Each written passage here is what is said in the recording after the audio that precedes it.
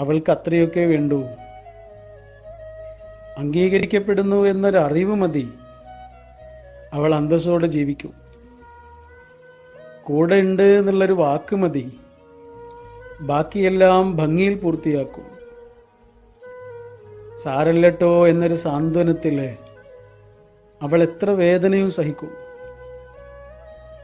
അഭിനന്ദനത്തിന്റെ ഒരു കുഞ്ഞു വാക്ക് മതി, അതിശയിപ്പിക്കുന്ന വിധം അവൾ എന്തിലും മുന്നേറും.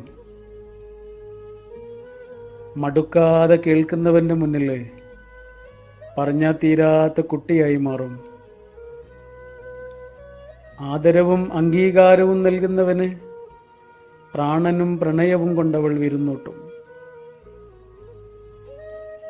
മാസത്തിലെ 7 ദിവസം തുമ്പപ്പൂ പോലെ വാടി നിൽക്കുമ്പോൾ അവന്റെ നെഞ്ചിൽ കിടന്ന് വാത്സല്യം കുതിക്കും. സ്നേഹം ചെരിയുന്നൊരു നോട്ടം,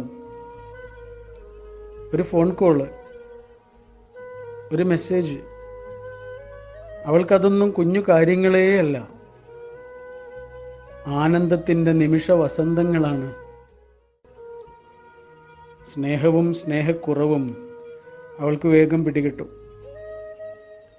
അതിൻ്റെ കാരണം ഇതാണ്, മനസ്സ് വായിക്കാൻ അവൾക്കൊരു 3-ാം കണ്ണുണ്ട്. മനുഷ്യനെ അറിയാനുള്ള കനിവിൻ്റെ കിതാബുണ്ട് ഓരോ പെണ്ണിൻ്റെയും ഉള്ളിൽ. ആകുന്നത്രയും അവൾ പൊറുക്കുന്നത് അതുകൊണ്ടാണ്, സഹിക്കുന്നതും അതുകൊണ്ടാണ്. പെണ്ണിനെ ആദരിക്കുന്നവനെ മഹത്വമുള്ളവൻ എന്നാണ് തിരുനബി വിളിച്ചത്.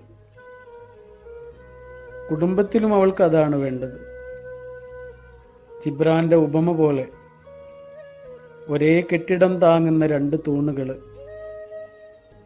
ഒരാൾ മറ്റേയാളെ ഭരിക്കുന്നില്ല, രണ്ടാളും ഒന്നിച്ച് ഭംഗിയായി ഒരേ ഭാരം വഹിക്കുന്നു. പരസ്പരമുള്ള ആദരവില് മനസ്സും കുടുംബവും സ്വസ്ഥമാകുന്നു.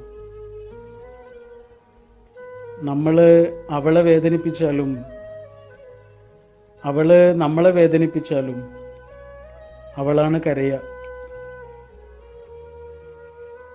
അല്ലേ? കരയാതെ കാത്തുവെക്കാം, കണ്ണീര് കൊണ്ട് അവളുടെ കൺമഷി മായാതെ.